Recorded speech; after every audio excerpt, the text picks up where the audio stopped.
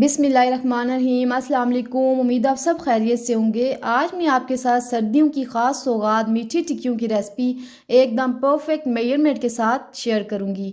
जब भी आप इस मेजरमेंट को फॉलो करते हुए मीठी टिक्कियाँ बनाएंगे, आपकी टिक्कियाँ बिल्कुल भी ख़राब नहीं होंगी और बहुत ही खस्ता और कुरकुरी बनेंगी।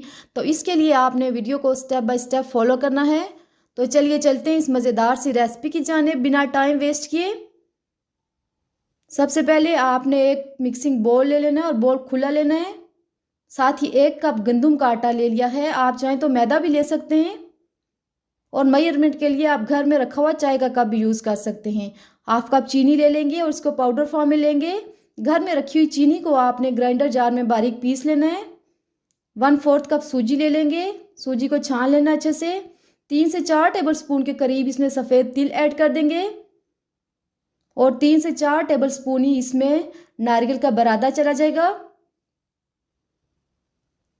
2 टेबल स्पून के करीब इसमें सौंफ ऐड कर देंगे, इससे बहुत अच्छा फ्लेवर आएगा। और साथ ही 2 टेबल स्पून के करीब इसमें मिल्क पाउडर ऐड कर देंगे। 3-4 हरी इलायची लेके इनको मैंने बारीक पीस लिया है। अगर आपके पास इलायची पाउडर है तो वेल एंड गुड, आप वो भी यूज़ कर सकते हैं। और 1/4 कप के करीब इसमें मैंने घी ऐड किया है। घी को आपने मेल्टेड फॉर्म में ही ऐड करना है। अगर आप जमा हुआ घी ऐड करेंगे तो उससे मेजरमेंट में फ़र्क पड़ेगा। और ऑयल बिल्कुल भी आपने यूज़ नहीं करना। अब हाथों की मदद से आपने अच्छे से इसको गूंद लेना है। तो ये देखें, ये मिक्सिंग हो चुकी है और ऐसे इसकी डो बनना रेडी हो गई है। तो यहाँ पे हमने पानी ऐड करके इसको गूंद लेना है। पानी आपने थोड़ा थोड़ा ऐड करना है। यहाँ पे तकरीबन 1 कप के करीब पानी मैंने लिया है, आप हस्बे ज़रूरत पानी ले सकते हैं। थोड़ा थोड़ा पानी ऐड करके हमने डो रेडी कर लेनी है। और डो थोड़ी हार्ड सी बनानी है आपने, ताकि टिक्कियाँ अच्छे से रेडी हो जाएं। सॉफ्ट डो रेडी नहीं करनी, वरना बाद में इसको हैंडल करना मुश्किल हो जाएगा। तो डो रेडी हो चुकी है, इसको ढक के तकरीबन 10 से 15 मिनट के लिए स्टे दे देंगे ताकि ये अच्छे से सेट हो जाए। ये देखें, यहाँ पे डो अच्छे से सेट हो चुकी है। अब यहाँ पे हमने इसकी रोटी बना के टिक्कियाँ बना लेंगे। अगर आपके पास ज़्यादा जगह है तो आप एक बार ही सारे आटे की रोटी बना के टिक्कियाँ बना लें, नहीं तो 2-3 पोर्शन में डिवाइड कर लें। यहाँ से मैंने थोड़ा सा आटा ले लिया है और एक रोटी बना लूँगी। और यहाँ पे हम मैदा या आटा डस्ट नहीं करेंगे, ऑयल की मदद से थोड़ा सा ग्रीस कर लेंगे। और रोलिंग पिन को भी हमने अच्छे से ग्रीस कर लेना है।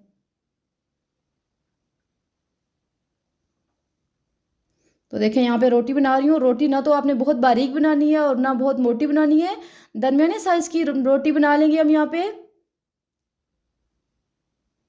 रोटी यहाँ पे रेडी हो चुकी है। तो साथ ही अगर आपके पास कोई कुकी कटर है या कोई भी कटर है तो आप उससे कटिंग कर लें टिक्कियों की। यहाँ मेरे पास एक ढक्कन पड़ा था तो मैं ढक्कन से रेडी कर लूँगी। आप इस पर मज़ीद डिज़ाइनिंग भी कर सकते हैं। एक्स्ट्रा आटा जो है हटा लेंगे और दोबारा से पेड़ा बना के हम रोटी बना लेंगे। तो मैं आपको चेक करवाती हूँ कि ये देखिए कितनी ज़बरदस्त टिक्की रेडी हुई है। बिल्कुल भी इसमें क्रैक नहीं है, क्रैक आपने यहाँ पे बिल्कुल नहीं आने देना। और इसकी थिकनेस आपने ऐसी रखनी है, ना तो बहुत पतली बनानी है और ना बहुत ज़्यादा मोटी बनानी है। बस आपने इसकी शेप ऐसी रखनी है। यहाँ पे कुछ टिक्कियाँ मैंने रेडी कर ली हैं, बाकी भी मैं ऐसे ही रेडी कर लूँगी। और यहाँ पे हम इनको बिल्कुल भी स्टे नहीं देंगे, फ्राई कर लेंगे डायरेक्ट। ऑयल को अच्छे से गर्म कर लेंगे। ऑयल में बबल्स बनना शुरू हो गए हैं तो इस स्टेज पे मैंने टिक्कियाँ इसमें ऐड कर दी हैं। और एक दफ़ा गर्म तेल में टिक्कियाँ ऐड करने के बाद फ्लेम बिल्कुल मीडियम टू लो कर देंगे ताकि टिक्कियाँ अंदर तक कुक हो जाएं। अगर आप इनको फुल फ्लेम पे फ्राई करेंगे तो बाहर इनका एकदम कलर आ जाएगा, अंदर से ये कच्ची रह जाएंगी। तो इसलिए आपने ध्यान से मीडियम टू लो फ्लेम पे इनको फ्राई करना है और गोल्डन ब्राउन होने तक हमने इनको फ्राई कर लेना है। ऐसे हम इनको उलट पुलट के फ्राई कर लेंगे। ये बहुत ही खस्ता और कुरकुरी बनती हैं, बहुत ही फ्लेवरफुल होती हैं। बच्चों के टिफ़िन में लंच के तौर पर भी दे सकते हैं, नाश्ते में भी आप इन्हें खा सकते हैं और शाम की चाय के साथ भी इंजॉय कर सकते हैं। तो ये देखें, जो टिक्कियाँ रेडी होती जा रही हैं, ऑयल स्क्वीज़ करके हम निकालते जाएंगे। माशाल्लाह बहुत ही ज़बरदस्त टिक्कियाँ यहाँ पे हमारी रेडी हुई हैं। ये देखने में बहुत खस्ता और कुरकुरी लग रही हैं।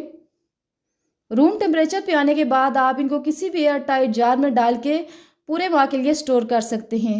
इनका जायका बिल्कुल भी ख़राब नहीं होगा। तो ये देखें कितनी खस्ता और कुरकुरी बनी है और अंदर तक कुक हो चुकी हैं।